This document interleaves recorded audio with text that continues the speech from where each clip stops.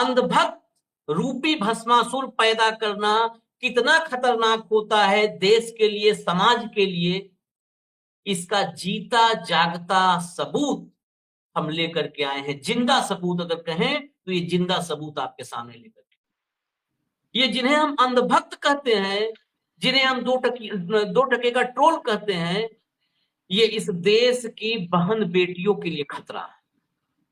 ये सभ्य समाज के लिए खतरा है, सभ्य समाज के लिए खतरा है। ये असभ्य हैं, ये दरिंदे, इनको आप कहिए गंदे दिमाग का कहिए, गंदी नाली का कहिए, इन्हें कुछ भी कह लीजिए, हर शब्द शर्माता नजर आएगा कि इनके सामने तो मैं ही बेहतर हूं। युद्ध विराम का ऐलान हुआ, युद्ध विराम से भड़के ये अंधभक्त। ये अंधभक्त किसके हैं? ये अंधभक्त, दुनिया में अंधभक्तों की सबसे बड़ी फौज एक बात आदमी के पास, नरेंद्र मोदी। ये अंधभक्त हमारे प्रधानमंत्री नरेंद्र मोदी के। युद्ध विराम का ऐलान होते ही मोदी के अंधभक्त जो है, अंधभक्तों की जो सेना है, ये भड़क गई। भड़क गई कोई बात नहीं है। हम भी अगर नाराज होंगे तो जब बचपन में नाराज होते थे अपने पिताजी से लड़ाई करते थे, उनसे पिताजी से बहस करते थे, यही सब होता ना। पिताजी से बहस कर, नहीं नहीं आपने हमको डांटा, हमारी गलती नहीं थी। है? हम पड़ोसी के घर में नहीं जाएंगे। इन सबको मोदी से लड़ना चाहिए था, मोदी से नहीं लड़े। मालिक का छाया बना रहे, वहां पर नीचे नीचे कैसे, ये देखिए कैसे मोबिलाइज होते हैं, कितने खतरनाक है। मोदी को छोड़ करके ये मोदी के अफसर पर टूट पड़े, उस अफसर पर टूट पड़े जो पिछले 10 दिन से कैमरे पर दिख रहा था, उसी का चेहरा दिख रहा था। वही बार बार, जहां पर बाकी देशों में पॉलिटिकल लीडरशिप आती है जवाब देने के लिए, जहां पर एक नौकरशाह बार बार जवाब देने कैमरे पे आता था, ब्रीफिंग करने के लिए आता था, विदेश सचिव विक्रम मिस्री पर टूट पड़े। विक्रम मिस्री के परिवार पर डर्टी अटैक किया। डर्टी अटैक का मतलब अब इससे ज्यादा मैं शब्दों खोल के बोल नहीं सकता। डर्टी अटैक किया। आखिरकार विक्रम मिस्री को मजबूरन ताला लगाना पड़ा अपने सोशल मीडिया पर। फिर पोस्टर से हटाओ ना, ऑपरेशन सिंदूर में फोटो मोदी को लगाओगे और हमला करोगे, टूट पड़ोगे विक्रम मिस्री के ऊपर, विक्रम मिस्री के परिवार पर, विक्रम मिस्री की पत्नी और बच्ची पर। बेशर्मो, कैसे जने हो, कहां से पैदा हुए हो, तुम लोगों का कोई पता ठिकाना नहीं है। ये सब बड़े क्षमा के साथ बोल रहा हूं, क्योंकि इंसान हो ही नहीं सकते, इंसानी पैदाइश ऐसी नहीं हो सकती कि बहन बेटी। और ये ट्रेंड है, ये ट्रेंड है, ये बहन बेटियों की इज्जत उछालना, परिवार पर डर्टी अटैक करना, ये इनकी पहचान। अगर अंधभक्तों की एक पहचान कोई आपसे पूछे कभी भी, आज नहीं कल को हो सकता है पाठ्यक्रम में भी शामिल हो, और शामिल होगा, मेरे जैसा आदमी कहेगा शामिल करो, कि ताकि सिविलाइजेशन, मानवता, सभ्य समाज, नागरिक समाज ये पहचान सके कि ऐसे ऐसे हमले हुए हैं सभ्यता पर हमारे। Vikram Misri, these post are protected. Vikram Misri, अब आपको बताने की जरूरत नहीं है कि कौन है, अब ये पहचान के मोहताज नहीं है। फॉरेन सेक्रेटरी ऑफ इंडिया, नीचे आप देखिए, दीज पोस्ट्स आर प्रोटेक्टेड। ये कईयों ने लिखा है, ये देखिए आप, रोशन राय ने लिखा क्या, foreign secretary of India had to lock his account because RW trolls. ये RW ट्रोल्स मैंने पता किया, मुझे भी नहीं समझ में आता था, तो पता चला रवांडा, शायद रवांडा के संदर्भ में लिखते हैं, बाकी हो सकता है हेमंत भाई को पता हो, बताएं। RW trolls, right wing trolls. अच्छा, राइट विंग, एग्जैक्टली, मैंने पूछा है किसी को, कहा रवांडा। तो right wing trolls started digging pictures of his daughter and trolling in just for repeating the government's official stand. मतलब सिर्फ सरकार के फैसले को, जो आधिकारिक फैसला था, वो बताने के एवज में बिटिया पर जो है फोटोग्राफ जो परिवार के थे वो लेकर के ये सब टूट पड़े। सचिव विक्रम मिस्री, मैं अपना ट्विटर अकाउंट लॉक कर दिया क्योंकि ट्रोल ब्रिगेड सीज फायर के नाम पर उन्हें और उनके परिवार को निशाना बना रही है।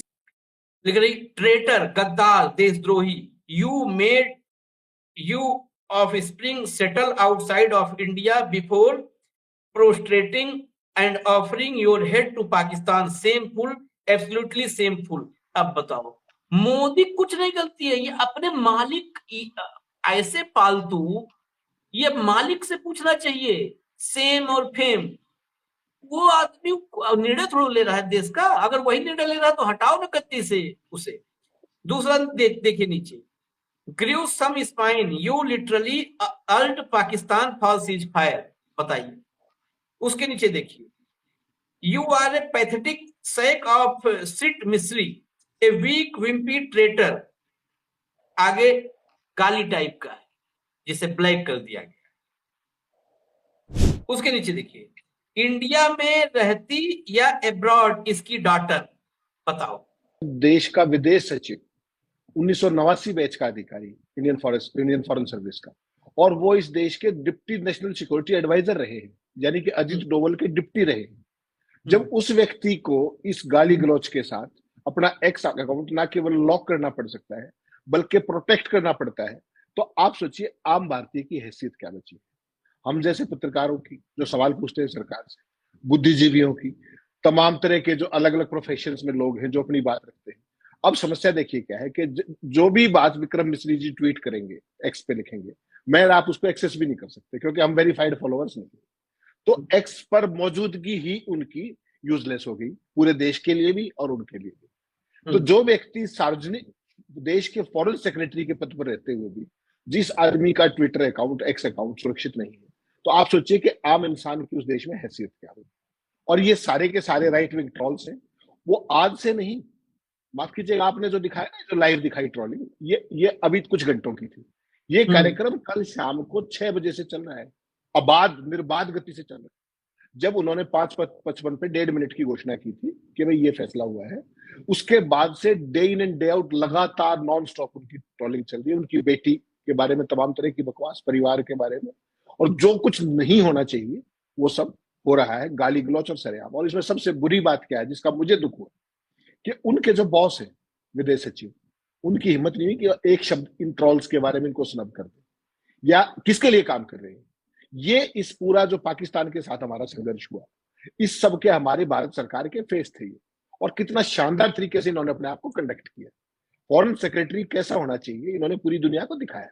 उनकी भाषा पे कंट्रोल, जिस तरीके की भावभंगिमाएं थी, जिस तरह की उनकी मेच्योरिटी थी। अब देखिए ना, 36 साल जिस आदमी का कैरियर हो इंडियन फॉरेन सर्विसेज में, इज ए कैरियर डेवलपमेंट, और उसके परिवार के बारे में इस तरह की गाली गलौज। समझना पड़ेगा कि ये राइट विंग ट्रॉल्स कर क्या रहे हैं।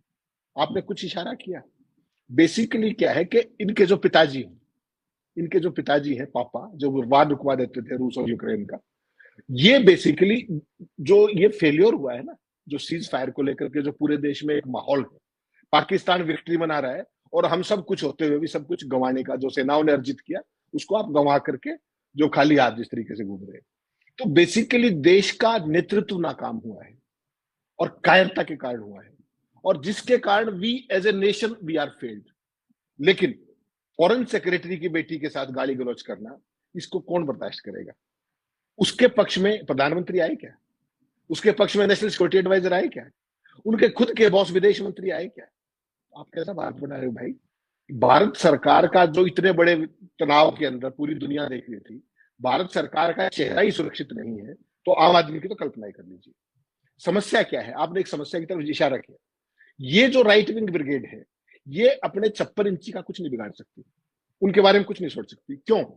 क्योंकि ये उनकी लाल आंखों की पुजारी है, और मानसिक तौर पर ये लोग बंधक बना दिए गए हैं। इनकी बुद्धि बंद है, इनको केवल एक इरादे है, बाकी 143 करोड़ के साथ ये जो चाहे कर सकते हैं, they just don't spare anybody.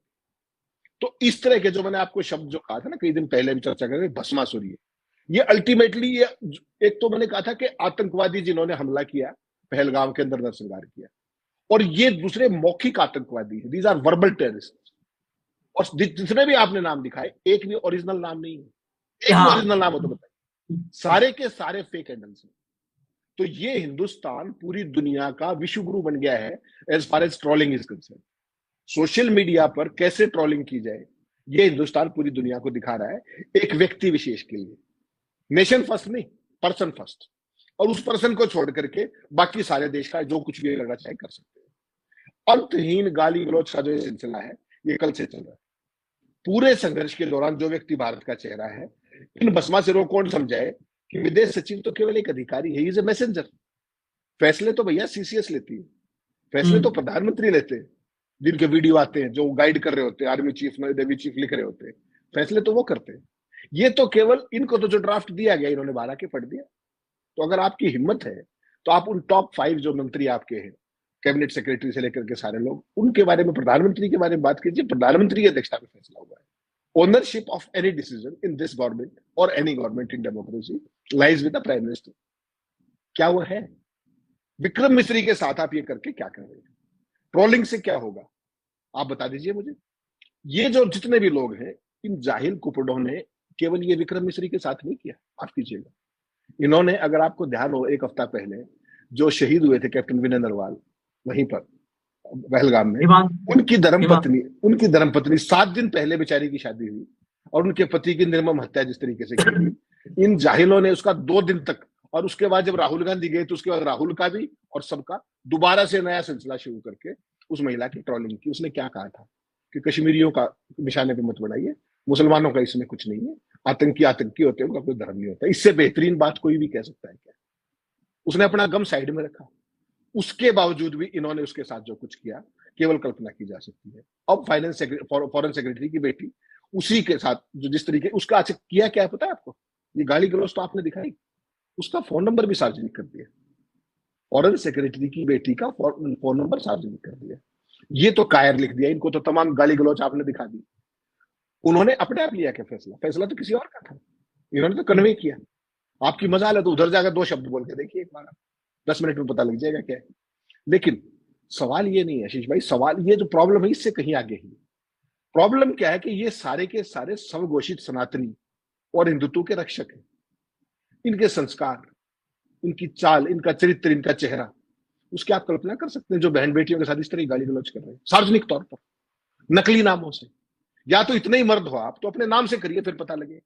नाम से करिए, मजा आएगा, आइए ओरिजिनल नाम से। और ये एक्स और जितनी सार्वजनिक कंपनी है, इनको देर सवेर इनको भी अपनी पॉलिसी ठीक करनी पड़ेगी कि अपने नाम का ऑथेंटिकेशन हो, तभी वो कमेंट कर पाए और तभी उनका अकाउंट बने। अभी तो क्या है कि आप अपने नाम से 10 अकाउंट बना लो, फर्जी अकाउंट बोक रहा है आपको। तो ये जो धंधा है फॉलोइंग बढ़ाने का और करने का, यूजर बढ़ाने का, ये अनएथिकल है बेसिकली। बहुत सारे देशों में मुझे नहीं लगता कि वेस्टर्न कंट्रीज में इस तरह की चीज होगी कि आप जो मर्जी जाए जितने खाते बना ली। I don't think it is feasible. लेकिन भारत के अंदर है तो सब कुछ संभव है। सवाल केवल इतना है कि ये जो गलीज लोग हैं, ये जो जितने भी जिन्होंने किया इस बेटी के साथ, उस बेटी का क्या गुनाह है? वो तो कहीं भी पिक्चर में नहीं है, उसके बाप का भी कोई गुनाह नहीं है, वो तो फैसले को कन्वे कर रहा है। गुनाह किसका है? गुनाह तुम्हारे पिताजी का है, जो दिल्ली में बैठ करके जिसने फैसला किया, जिसके बारे में तुम बोल नहीं सकते, एक। और दूसरा गुनाह उस पिताजी का जिसने तुम जैसे कीड़े पैदा किए, जो तुम समाज के प्रति, माँ बहन बेटियों के प्रति जिस तरह की तुम्हारी सोच और नफरत थी, सारे का सारा। गलती 2 बापों की है। एक बाप जिसने तुम्हें पैदा किया और दूसरा जो तुम्हें पोषित करके तुम्हारी फाइनेंसिंग कर रहा है दिन रात, जो किसी को नहीं बख्शते, जो किसी सवाल पर वो नहीं। हिम्मत है तो फैसले को चुनौती दीजिए, कहिए आइए मैदान में, जुलूस निकालिए, लोकतंत्र है, प्रदर्शन कीजिए, चेहरे लाइए सामने, तब तो पता लगे कि आप मर्द हैं। ये जो आपकी हरकत है, ये क्या दिखा रही है? ये दिखा रही है कि आप किसी लायक नहीं है।